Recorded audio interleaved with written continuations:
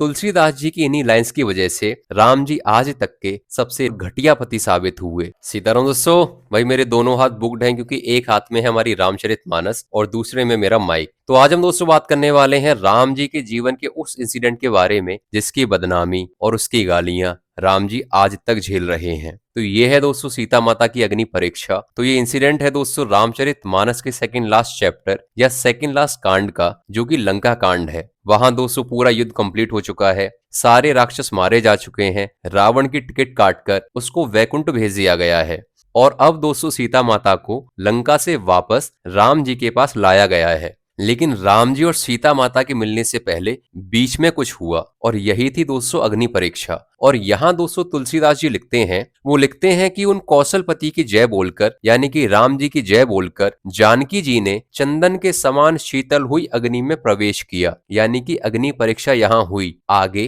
प्रतिबिंब, सीता जी की छाया मूर्ति और उनका लौकिक कलंक प्रचंड अग्नि में जल गए। प्रतिबिंब दोस्तों क्या था ये मैं आपको आगे बताऊंगा, लेकिन लौकिक कलंक वही था जो आगे सीता माता पर हम लोग लगाने वाले थे। तो राम जी ने पहले ही उसका समाधान कर दिया, यानी कि ये साबित कर दिया कि सीता माता एकदम पवित्र हैं, उनमें कोई भी कैसा भी दोष नहीं है। तुलसीदास जी की इन्हीं लाइंस की वजह से राम जी आज तक के सबसे घटिया पति साबित हुए। लेकिन क्या दोस्तों राम जी को गालियां देने से पहले हमने रामचरितमानस को पूरा पढ़ा?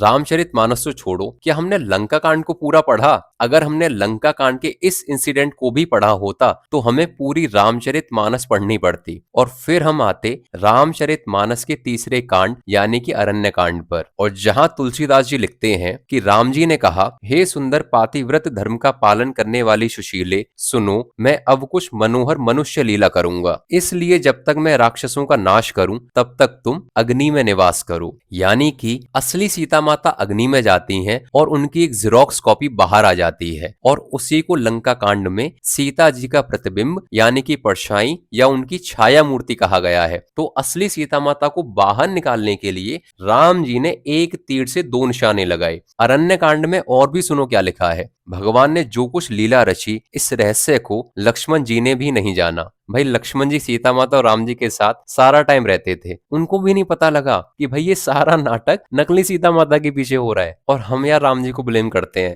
भाई राम जी को ब्लेम करने से पहले एक बार रामचरितमानस को पढ़ तो लो जो तुलसीदास जी ने हमारे लिए लिखी है। उसके बाद भाई देना जितनी गालियां राम जी को देनी है, अगर दे सको तो, वरना खुद ही इस गिल्ट में मर जाओगे कि आज तक जितनी गालियां हमने दी, जितना राम जी को हमने बदनाम किया, वो सब हमने अनजाने में किया।